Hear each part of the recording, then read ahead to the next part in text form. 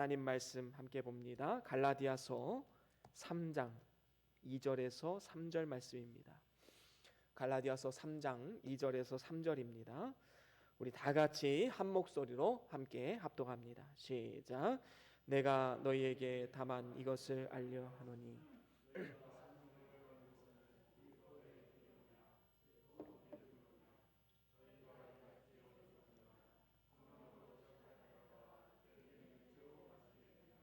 아멘. 아멘. 우리 다 같이 함께 말씀 들고 함께 선포합니다. 시작. 주의 말씀은 내 발의 등이요 내 길의 빛이 되십니다. 주여 말씀하옵소서. 주의 종이 듣겠나이다. 아멘. 아멘. 오늘은 갈라디아서 3장 2절에서 3절 말씀으로 아름다운 마무리라는 제목으로 함께 말씀을 나눠보길 원합니다.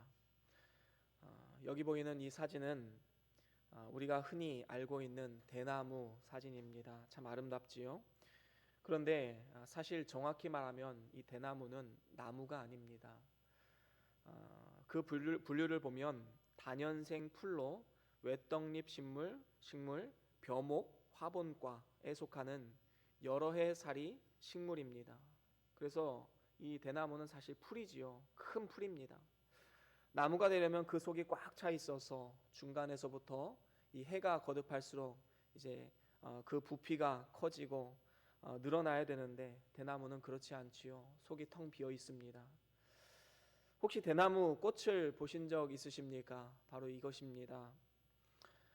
흔히 볼 수가 없지요. 왜냐하면 대나무 꽃은 60년에 한 번 또는 100년에 한 번 핀다고 합니다. 아주 희한한 꽃이지요. 그런데 꽃이 지면 열매를 맺는데 중요한 것은 한 나무가 꽃이 피면 다른 모든 나무들도 같이 꽃을 핀다고 합니다. 그리고 그 해에는 이 모든 대나무가 고사한다고 하지요. 다 죽게 됩니다. 그래서 대나무에 꽃이 핀다는 것은 사실 좋은 소식은 아닙니다. 이러한 대나무는 키가 30m까지 자랍니다. 또한 빨리 자라는 풀이지요. 햇빛과 영양분이 풍부한 곳이라면 하루에 120cm까지 자란다고 합니다. 그렇다고 대나무가 약합니까? 그렇지 않지요. 대나무는 아주 강한 풀입니다. 그래서 식기나 가구 또는 악기 아니면 건축 재료로까지 쓰이기도 합니다. 이렇게 대나무가 유용하게 쓰일 수 있는 이유가 무엇입니까? 바로 고듬 그리고 강함에 있습니다. 강한 태풍이 불어도 나무가 꺾이지 않습니다. 곧고 강하기 때문에 여러모로 쓰임새가 많은 것이지요. 그런데 대나무가 이렇게 곧고 강하게 자라날 수 있는 이유가 무엇일까요? 정말로 풀과도 같은 나무인데 이것이 곧고 강하게 자랄 수 있는 이유는 그 마디 매듭에 있습니다. 수많은 마디가 있어서 이 대나무 마디에는 생장점이 있지요. 그리고 그 생장점이 다하면 이제 매듭을 짓고 새로운 마디를 통해서 그 생장점으로 또 한 마디가 자라나게 됩니다. 그래서 오늘 2020년 이 마지막 주일에 제가 대나무 이야기를 하고 있는 이유가 무엇일까요? 우리의 인생이 바로 이와 같다라는 것입니다. 한 해가 마무리 지어지고 새로운 한 해를 맞이하는 이 순간이 그저 달력을 새로 바꾸는 이 시간이 아니라 한 해를 마무리 짓고 잘 매듭을 짓고 새로운 성장점으로 우리가 새롭게 소망을 품고 희망차게 시작해야 된다는 것입니다. 이렇게 곧고 강한 시작과 마무리가 되어야지만 대나무와 같이 어딜 가나 쓰임새가 많은 그러한 사람이 되는 것입니다. 이것이 바로 저와 여러분들의 소망이 아니겠습니까? 하나님 보시기에 잘 자란 대나무와 같은 그러한 삶이 되십시오. 세상을 축복하고 하나님의 영광을 나타내는 삶이 되십시오. 그렇다면 이 일을 위해서 우리가 어떻게 해야 되겠습니까? 오늘 성경 말씀을 통해서 하나님께서는 우리에게 아름다운 시작과 마지막이 되라라고 말씀하고 있습니다. 그러면 하나님께서 우리의 신앙도 인격도 삶도 모든 분야에 있어서 자라나게 하실 것이다 라고 분명히 약속하고 계심을 볼 수 있습니다. 오늘 말씀에도 보면 갈라디아 교회는 아름답게 시작을 했지요. 사도 바울의 복음 전파를 통해서 정통 복음을 받아들였습니다. 그리고 성령으로 중생하고 또 구원을 받았지요. 그런데 문제는 마지막이 아름답지 못했습니다. 그래서 사도 바울의 책망을 받은 것이지요. 시작이 중요하지만 마치는 것 또한 중요합니다. 한 해 한 해 매듭이 잘 지어져야 됩니다. 하루하루 매듭이 잘 지어져야 됩니다. 그래서 하나님께 인정받는 삶이 되기 위해서는 시작도 아름답게 시작해야 하지만 또한 아름답게 마치기도 중요한 일인 것입니다. 그렇다면 아름다운 시작과 마무리를 위해서 우리가 해야 할 일이 무엇인가? 거기에 대해서 저는 여러분들과 세 가지로 함께 말씀을 나눠보길 원합니다. 그 첫 번째는 성령으로 시작하라라는 것입니다. 오늘 본문 말씀에 보면 갈라디아 교회는 성령으로 시작했다라고 말씀하고 있습니다. 오늘날 우리도 무슨 일을 하든지 시작이 굉장히 중요하지요. 시작을 잘해야지 나중에도 잘할 수 있게 됩니다.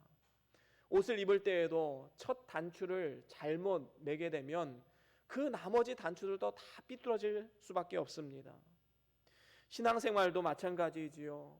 여러분, 어떤 분들은 신앙생활을 처음 시작한 곳이 세속주의나 성공주의, 불건전한 신비주의 이런 곳에서 시작하신 분들이 있습니다. 이런 분들은 이 정통신학으로 오는 것이 너무나도 힘들지요. 왜냐하면 시작이 잘못되었기 때문에 계속해서 그 안에서 머무를 수밖에 없는 것입니다. 그렇다면 우리가 성령으로 시작을 잘 하려면 어떻게 해야 될까요? 그것은 우리의 마음을 잘 경영을 해야 됩니다. 2020년 첫 주일 설교 혹시 기억하십니까? 우리 옆에 현수막에도 말씀이 있지요.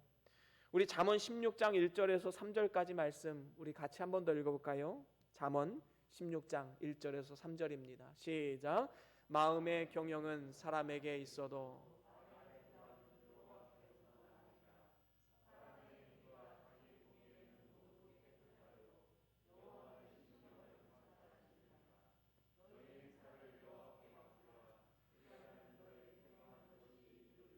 아멘. 그렇습니다.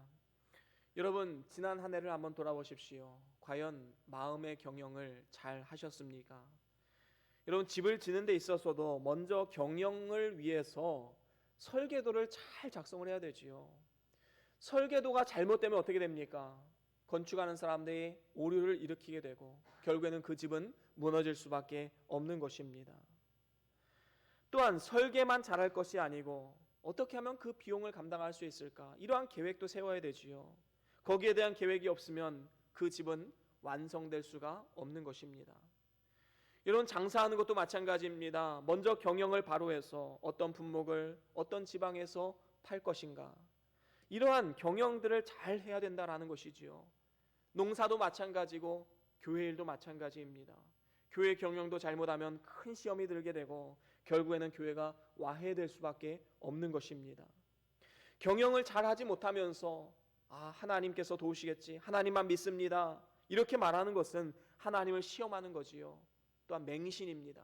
미신입니다. 그래서 진정으로 성령으로 시작하려 한다면 우리의 마음을 잘 다스리고 우리의 마음의 경영을 잘 이루어 가야 되는 것입니다. 이것이 바로 첫 단추이지요. 그래서 우리가 여기서 또한 간과하지 말아야 될 것이 있는데, 그것은 바로 아무리 경영을 철저하게 잘 했다 할지라도 하나님의 뜻이 아닌 것은 다 헛된 것이 되고 만다라는 사실입니다. 여러분, 창세기서에 보면 많은 사람들이 뜻을 하나로 모아서 함께 추진했던 일이 있지요. 노아의 대홍수 이후에 하나님께서는 분명히 약속하셨습니다. 내가 다시는 물로 너희들을 멸하지 않겠다. 그런데 사람들은 이 말씀을 신뢰할 수가 없는 겁니다. 혹시 하나님이 또 홍수를 일으키면 어떡하지? 자, 그러면 우리가 어떻게 해야 되나? 우리가 성을 쌓고 대를 쌓아서 대 꼭대기를 하늘에 닿게 해서 우리의 이름을 내고 다시는 홍수로 멸하는 이러한 일을 당하지 말자. 그래서 쌓은 것이 바로 바벨탑이지요. 이것은 성령으로 시작한 일이 아니라 육체로 시작한 일입니다. 하나님의 뜻이 아니었지요. 그래서 어떻게 됩니까? 하나님께서 언어를 흩으심을 통하여서 이제 같은 언어를 사용하는 사람들끼리 민족을 이루어서 전 세계로 흩어지게 되었습니다. 그렇습니다. 주의 뜻대로 시작하고 주의 뜻대로 해야지만 하나님께서 도우시는 것입니다. 하나님의 뜻은 무시한 채 나의 열심으로만 하면서 하나님이 도우시겠지라고 생각하는 것은 하나님을 시험하는 겁니다. 저와 여러분들이 2020년도 오늘 마지막 주일 하나님의 도우심을 구하면서 하나님의 뜻을 구함을 통하여서 다가오는 2021년은 하나님의 뜻 안에서 성령으로 시작하는 저와 여러분들의 복된 삶과 가정이 다 될 수 있기를 주의 이름으로 간절히 축원합니다. 그런가 하면 두 번째로는 믿음으로 계속하라라는 것입니다. 여러분, 갈라디아 교회는 성령으로 시작했지요. 그런데 문제가 무엇이에요? 계속하지 못한 것입니다. 아름답지 못한 결과를 낳게 되었지요. 믿음으로 시작한 복음 운동이 율법주의자들에 의해서 할례를 받아야 구원받는다라고 주장하는 이 주장에 미혹되어 넘어지게 되었습니다. 그래서 사도 바울의 책망을 받은 것이지요. 오늘날 우리도 마찬가지입니다. 어떤 일이 하나님의 뜻임을 알고 성령으로 시작한 일이 있습니다. 그런데 그것이 세상의 거센 반대와 핍박이 있을 수도 있지요. 그때 조금 어려움이 온다고, 난관이 온다고, 그래서 포기해서는 절대로 안 된다라는 것입니다. 한번 우리가 믿음으로 살기로 결정했으면 끝까지 우리는 믿음으로 사는 것입니다. 도중에 중단하면 사람들의 비웃음거리가 될 수밖에 없는 것이지요. 누가복음 14장에도 보면 우리 주님께서 뭐라고 말씀하셨습니까? 망대를 건축하려고 할 때 자기가 가진 비용이 준공하기까지 족할는지 먼저 한번 계산해 보라 라고 말합니다. 그래서 만약 이것을 계산해 보지 않고 도중에 중단하면 사람들에게 비웃음거리가 된다라고 말씀했습니다. 그렇습니다. 여러분, 도중에 중단하면 우리는 세상 사람들의 비웃음거리가 될 수밖에 없습니다. 그래서 우리가 한번 믿음으로 시작한 일에 대해서는 끝까지 믿음으로 나아가야 되는 것이지요. 그래서 갈라디아서 6장에 보면 이렇게 말씀합니다. 갈라디아서 6장 9절입니다. 함께 읽어봅니다. 시작.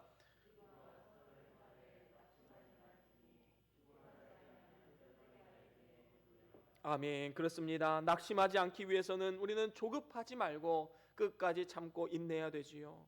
하나님의 옳다 인정하심을 받을 때까지 우리는 끝까지 믿음으로 담대하게 나아가야 할 것입니다. 때가 이르면 거두리라.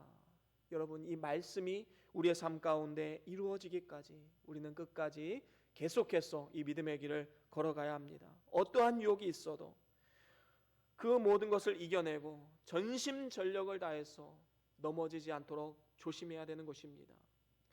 의인은 7번 넘어져도 다시 일어나려니와 악인은 어떻게 됩니까? 재앙으로 인하여 엎드러진다라고 말합니다. 여러분, 의인이란 7번 넘어져도 8번째 다시 일어나는 사람입니다. 그렇기 때문에 오늘도 어떠한 핍박과 고통과 고난이 온다 할지라도 우리는 다시 일어서서 이 믿음의 길을 계속해서 묵묵히 걸어가야 되는 것이지요. 그런데 때로는 이런 일이 있습니다. 우리가 정말로 성령으로 시작한 일을 믿음으로 계속하려고 하는데 그 일이 뜻대로 잘 되지 않는 경우도 있습니다. 도대체 어떠한 선택을 해야 될지, 어떠한 길을 가야 될지 정말로 앞길이 막막한 경우도 있지요. 이를 위해서 하나님께서는 우리에게 기도의 길을 마련해 놓으신 것입니다. 그래서 야고보서 1장 5절에 보면 이렇게 말씀합니다. 우리 같이 한번 읽어보겠습니다. 야고보서 1장 5절입니다. 시작. 너희 중에 누구든지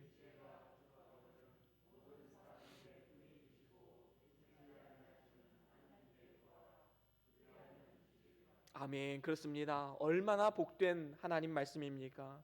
우리가 때로는 어떤 결정을 하고 추진함에 있어서 지나고 나면 이런 생각이 들 때가 있어요. 내가 참 그때 지혜가 없었다. 이런 생각 들 때가 있지요.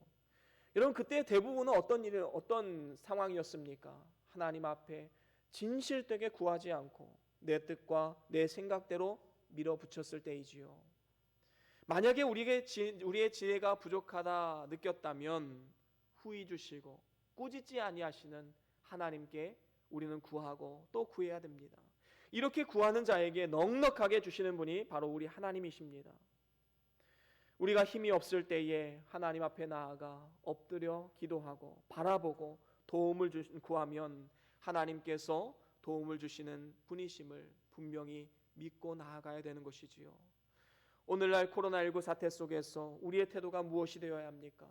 여러 가지 질병이나 사고, 경제적 어려움 가운데 우리의 태도가 어떠한 태도로 나아가야겠습니까? 후히 주시고 꾸짖지 아니하시는 하나님을 바라보고 의지하고 그분께 하나님의 뜻을 구해야 되는 것입니다.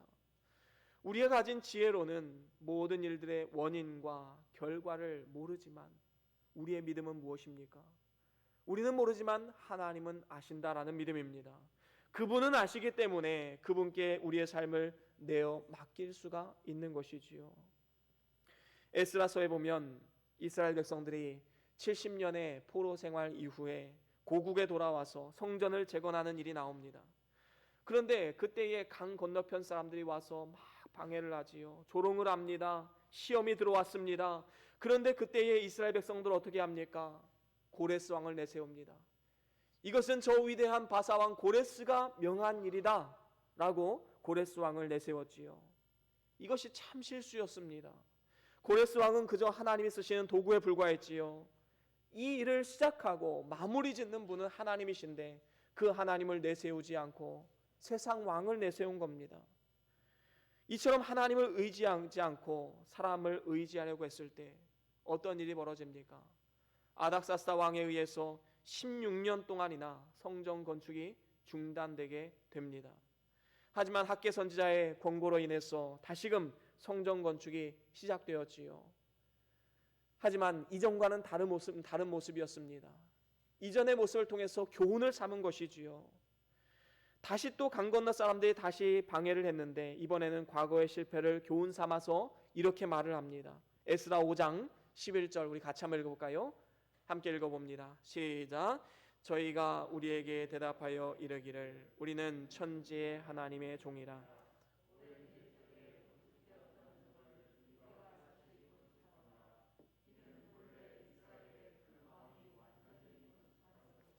아멘. 그렇습니다. 여기 보면 뭐라고 말씀합니까? 우리는 천지의 하나님의 종이라 라고 말씀하고 있습니다. 이제는 하나님을 내세우고 있지요. 실패를 통해 배운 것입니다. 그래서 어떻게 됩니까? 다리오 왕이 이를 돕습니다. 방해하는 사람들의 모함을 무시하고 적극적으로 이 성전 짓는 일에 동참하게 되지요. 세금 받는 것도 성전 건축하는 일에 쓰이도록 하고 16년 동안 중단되었던 이 성전 건축이 하나님을 의지하고 믿음으로 말미암아 완공될 수가 있었던 것입니다. 우리는 역사를 통해 배워야 됩니다. 배우지 못하면 우리는 또다시 실패하고 넘어질 수밖에 없는 것입니다.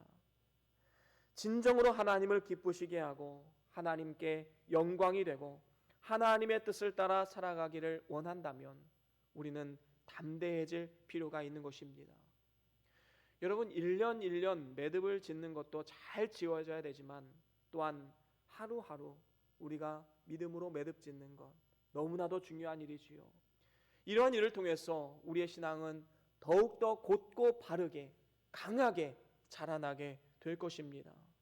저와 여러분들이 이 믿음의 길을 가는 동안에 세상이 아무리 조롱하고 우리를 핍박하고 고난으로 우리를 이끈다 할지라도 그 자리에 주저앉는 것이 아니라 끝까지 믿음으로 담대하게 싸워 승리하는 이러한 복된 삶이 다 될 수 있기를 주의 이름으로 간절히 축원합니다.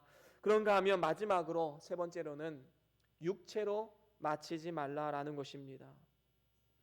오늘 본문 말씀 3절 하반절에 보면 갈라디아 교인들이 책망을 받은 이유가 나오게 되지요.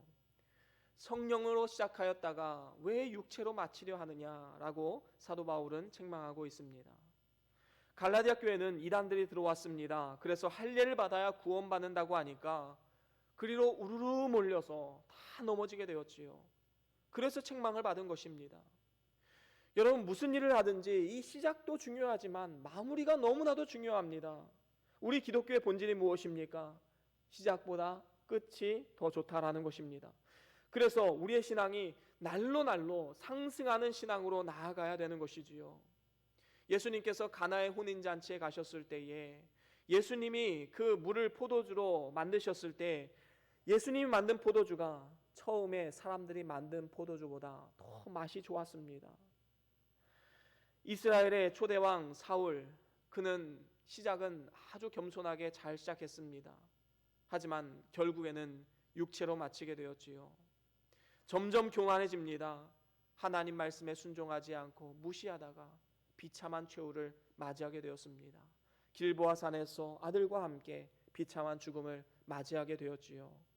가룟 유다도 마찬가지입니다. 예수님의 제자로 3년 동안 따라다니면서 가장 가까이서 예수님의 주옥 같은 말씀들을 접했던 그러한 복된 인생이었습니다. 하지만 그의 마지막은 육으로 마친 인생이 되었습니다. 여러분, 시작이 좋았다면 마지막도 좋아야지만 하나님 앞에 성공적인 인생이 되지 않겠습니까?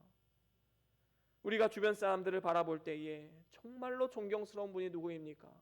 처음과 끝이 한결같으신 분, 언제나 그 자리에서 겸손하게 하나님을 섬기고 주님의 몸된 교회를 섬기는 그러한 분들이 아니겠습니까?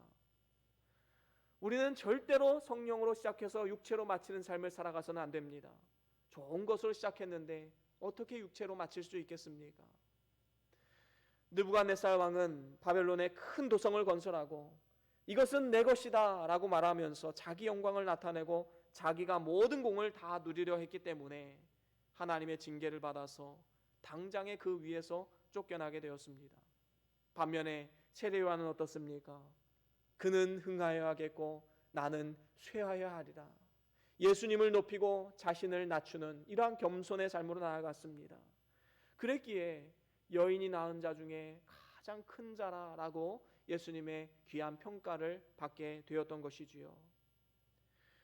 우리는 지난 1년 동안 주님의 몸된 교회를 위해서 또 각 부서에서 각자 나름대로 많은 수고를 했습니다.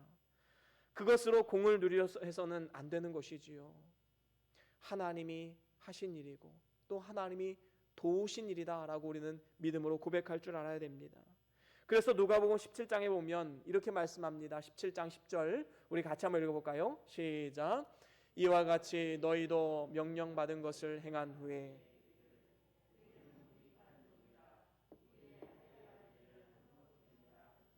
그렇습니다. 하나님께서 명하신 일을 다 해놓고 이것을 나의 공으로 만들려고 한다면 이것은 정말로 어리석은 일입니다. 하나님께 책망받아 마땅한 일이지요. 우리의 태도는 무엇입니까? 우리는 무익한 종입니다. 그저 해야 할 일을 했을 뿐입니다. 바로 이러한 태도로 나아가야 되는 것입니다. 교회에 많은 헌금을 하고 많은 봉사를 했다고 내가 그 공을 누리려고 한다면 불평과 원망이 나오지요. 그리고 시험에 들게 됩니다. 우리의 태도는 우리는 그저 무익한 종입니다. 해야 할 일을 했을 뿐입니다. 우리는 이러한 태도로 나아가야 되는 것입니다. 여러분, 사도 바울 그 역시 성령으로 시작해서 혹시 내가 육체로 마치지 않을까 두렵고 떨림으로 주의 일을 감당했습니다. 그래서 이러한 귀한 고백을 했지요. 우리 같이 한번 읽어볼까요? 고린도전서 9장 27절입니다. 시작. 내가 내 몸을 쳐 복종하게 함은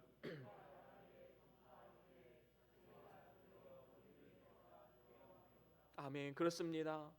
여러분, 실컷 주의 일을 하고 결국에는 육체로 마무리하지 않을까, 이 두려움이 사도 바울에게도 있었던 것입니다. 그래서 사도 바울은 몸을 쳐가면서 마지막 죽는 그 순간까지 하나님 말씀에 복종하는 이러한 삶을 살아갔던 것이지요. 그렇습니다. 우리가 한 것은 그저 부족한 것입니다. 잘한 것이 있다면 하나님의 은혜입니다. 우리는 이러한 자세로 나아가야 마땅합니다. 사도 바울의 또 다른 고백, 제가 참 좋아하는 구절인데요. 우리 같이 한번 읽어볼까요? 고린도전서 15장 10절입니다. 함께 읽어봅니다. 시작. 그러나 나의 나 된 것은 하나님의 은혜로 된 것이니 내게 주신 그의 은혜가 헛되지 아니하여 내가 모든 사도보다 더 많이 수고하였으나 내가 아니요 오직 나와 함께 하신 하나님의 은혜로라. 아멘. 그렇습니다. 우리가 지난 1년 동안 주를 위해서 주님의 몸된 교회를 위해서 수고하고 봉사한 모든 것들, 사도 바울의 고백과 같이 내가 한 것이 아닙니다. 하나님이 하신 것으로 알고 하나님께 영광을 올려드려야 마땅한 것입니다. 하나님이 하셨습니다. 우리는 믿음으로 이러한 고백을 해야 되지요. 요즘에 연말이라서 각 방송사마다 이제 연말 시상식을 하는 것을 보게 됩니다. 예전에는 이 신앙이 있는 연예인들이 수상 소감을 발표할 때 모든 것을 하나님께 영광을 올려드립니다. 아니면 하나님 감사합니다. 이러한 말들을 많이 했었습니다. 그런데 최근 들어서 이러한 소감을 발표하는 연예인들이 급격하게 줄어들었음을 보게 됩니다. 도대체 그 이유가 무엇일까? 그런데 뉴스를 보다 보니까 그렇게 된 이유가 있더라고요. 불교계에서 각 언론사와 방송사로 공문을 발송했다고 합니다. 시상식을 할 때에 수상자들이 종교적 신념을 표출하는 것을 자제해 줄 것을 요청한 것입니다. 그래서 각 방송사마다 이 책임자들이 연예인들에게 이렇게 자제할 것을 요청했기 때문에 연예인들도 마음껏 하나님께 영광을 돌리지 못하게 된 것이지요. 참으로 안타까운 일이 아닐 수 없습니다. 여러분, 세상은 이처럼 하나님께 영광을 돌리는 것 너무나도 싫어하지요. 사단은 말합니다. 그거 네가 한 거야. 네가 영광을 취해야지. 왜 하나님께 영광을 돌리니?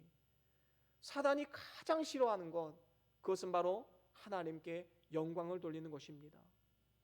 자신이 모든 것을 다 영광을 취하기를 원하는 것이지요. 사단은 그렇게 우리의 삶 가운데 역사하고 있는 것입니다. 하나님께 영광 돌리고 하나님 안에서 매듭을 짓는 것, 사단이 가장 싫어하는 일입니다. 그러면 사단이 싫어하는 일이라면 우리는 기를 쓰고 그 일을 해야 되지요. 절대로 굴해서는 안 됩니다. 마음으로는 늘 하나님께 영광을 돌리고 하나님이 하셨습니다. 하나님의 은혜입니다. 하나님이 이루셨습니다. 하나님이 도우셨습니다. 우리는 날마다 믿음으로 선포해야 됩니다. 그렇게 될 때에 사도 바울의 고백과 같이 하나님 나라에서 의의 면류관이 예비된 삶, 그리고 영광과 상급이 예비된 축복의 삶이 될 수가 있는 것입니다. 이제 말씀을 마무리합니다. 2020년을 마무리하는 이 주일, 올 한 해를 잘 매듭짓고 새로운 시작을 해야 하는 이 시점에 어떻게 하면 아름다운 시작과 마무리를 할 수 있는가에 대해서 세 가지로 함께 말씀을 나누어 보았습니다. 그 첫 번째가 무엇이었지요? 성령으로, 그렇습니다. 성령으로 시작하라라는 것입니다. 마음의 경영, 신앙생활, 세상 일들, 이 모든 것, 어떠한 것이 되었든 성령 안에서, 성령으로 우리는 시작해야 됩니다. 하나님의 뜻을 구하며 그 뜻을 따라서 우리는 순종해야 되지요. 여러분, 다가오는 2021년에 하나님이 나를 통해서 이루고자 하시는 것이 무엇인가 한번 심각하게 기도해 보십시오. 그리고 하나님의 음성이 들려주신다면 그 말씀을 묵묵히 순종하며 나아가십시오. 이것이 바로 성령으로 시작하는 것입니다. 두 번째는 무엇이지요?